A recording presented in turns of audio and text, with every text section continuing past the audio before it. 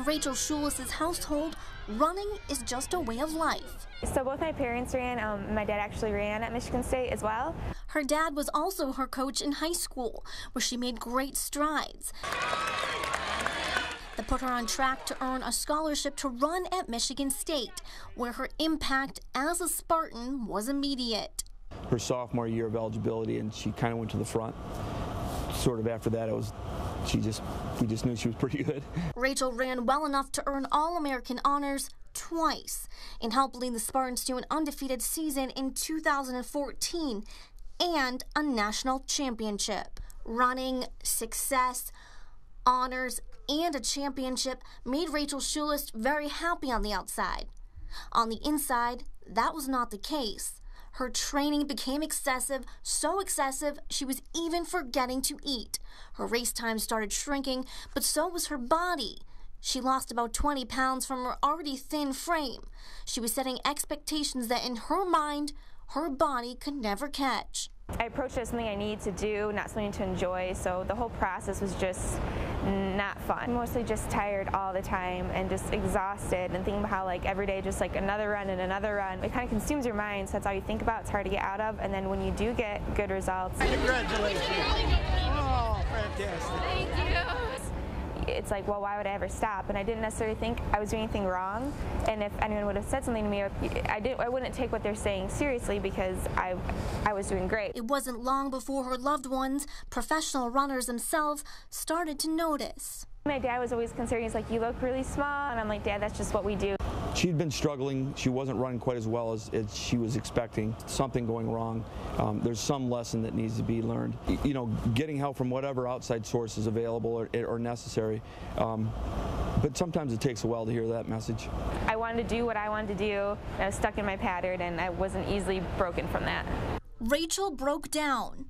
Literally, a stress fracture like this one in her leg freed her from the daily grind. That injury sidelined her for the whole 2015 season, but it ended up being a blessing in disguise, a time for her to catch up on her thoughts and discover who she really was. It was a wake-up call. If it wouldn't have happened, I wouldn't have learned, okay, hey, that worked, you know, but now I'm like, okay, I did do that, and I got injured down the road later, so don't do that again. It took her 2 difficult years and a serious injury later until she realized it was time to close the gap.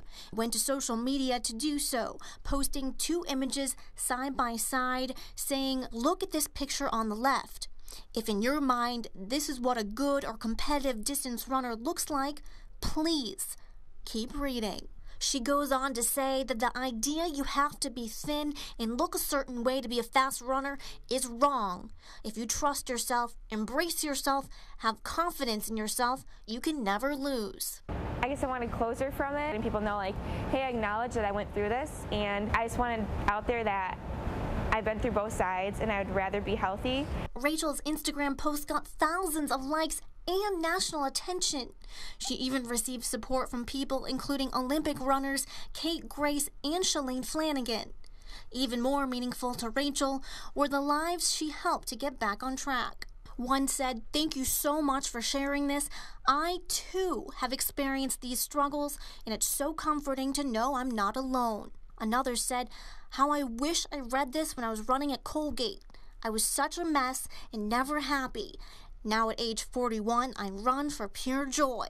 I am printing this out and taping it up in my high school cross-country team's locker room." And there's so many other women it's happened to that you can see their stories about, which is one of the things, like, with the outreach that I've gotten, it's the response. It's like, hey, this happened to me too, and like, I just want people to see that it's gonna happen and it's not worth it. So just be healthy. Rachel proved to herself that weight was never a factor all along. For the number 3 spot, Rachel Schulist. Crossing the finish line this fall in the Division I championship just 12 seconds shy of her 2014 time. On any given day, I mean, 12 seconds isn't a lot on a cross-country course. So to know I can run just as fast but be healthy is like, okay, you don't need that to be fast. You don't need that at all.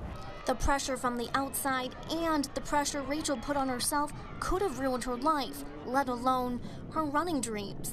A lesson that should pay off later in life, that there needs to be limits on what you put yourself through just to excel. Not everyone's going to look the same, and everyone's going to look picture perfect, and that's okay, because what you have been given is what makes you you and makes you strong. And so why waste time trying to be something else? Because if you're spending all this time and energy fitting into this mold that you don't fit into, like, that's not going to make you happy.